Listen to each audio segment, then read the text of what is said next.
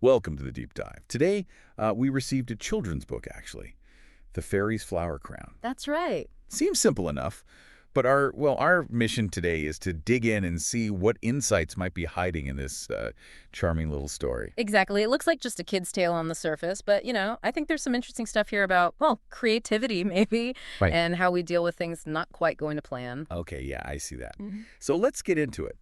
We meet Flicker, a tiny fairy described as creative, and Queen Petalina gives Flicker a, well, pretty big job. Yeah. Making a new flower crown for the spring bloom ball. And not just any crown. The specs are pretty specific. Needs to be elegant, sparkly. And smell like sunshine. That's quite the ask for one little fairy. It really is. And Flicker's first move, gathering materials, it's, well, maybe a bit chaotic. You could say that. It mentions one petal from a sleepy daisy, Okay. 2 talking tulips, Talking tulips. Right. a sneezy sunflower, Ah. and this is the kicker, a cranky cactus. A cactus. Okay, yeah. So not exactly your standard millinery supplies there. You can kind of see this might not go smoothly. Oh, it definitely doesn't. Flicker tries to put it all together and poof, it explodes. Explodes. Yeah, into, and I quote, a fountain of glitter and bee giggles. Pea giggles. Okay. Wow. So naturally, Flicker feels like this is just a disaster, a complete mess up. Totally. And that reaction, that feeling of immediate failure, it's pretty relatable, isn't it? Oh, absolutely. When things blow up in your face, literally in this case, your first thought isn't usually positive. But the story moves on from there. It does. Flicker keeps trying, tries to fix it, but things just get, well, weirder. How so? Like a rose petal apparently turns into a jelly bean. A jelly bean. Seriously. Yeah. And the violets start dancing, and then a ladybug just sets up camp on one of the daisies. Okay, so it's spiraling further from elegant and sparkly? Exactly. And Flicker's just watching this happen, feeling, pretty down about the whole thing. Like, it's completely ruined. Which makes sense. It's gone way off script from the Queen's request.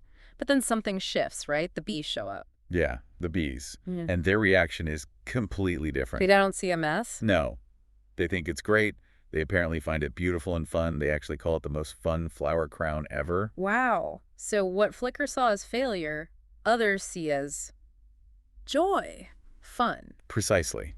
It's that outside perspective, and that leads straight to the Queen's reaction, which is also not what Flicker expects. Right, because you'd think the Queen, given her initial request, would be upset. You would, Mm. but she sees the crown, this chaotic jelly bean and dancing violet thing, and she just laughs. Laughs, not angry. Nope, bursts out laughing and says it's the most delightful crown I've ever worn. That's fantastic. So delight over elegance. Seems so.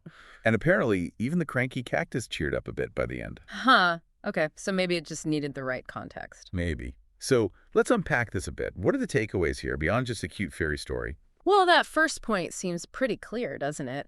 How a perceived mistake, Flicker's glittery explosion and jelly bean petals, Yeah. can actually turn into something wonderful, a kind of masterpiece through, well, maybe creativity, but also just kindness and perspective from others. Right. What one person sees as a failure, another sees as fun or delightful.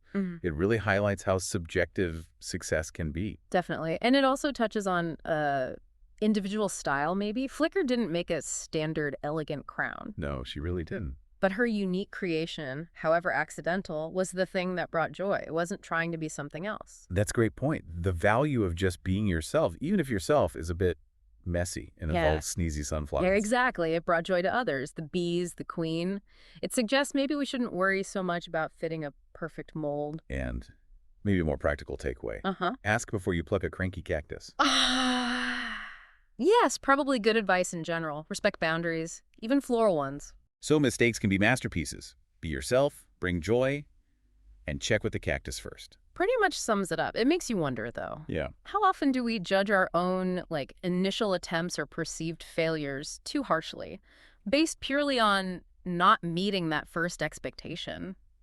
That's a good question. Like, what unexpected value might be hiding in something that just looks imperfect at first glance? Right. Are we missing the potential bee giggles because we're too focused on the lack of, say, sunshine smell? Something to think about, definitely. That unexpected value in the seemingly imperfect. Indeed. All right. Well, that was a surprisingly deep dive into the fairy's flower crown. Thanks for unpacking it with me. My pleasure. Always interesting to see what you find. Until next time, keep exploring.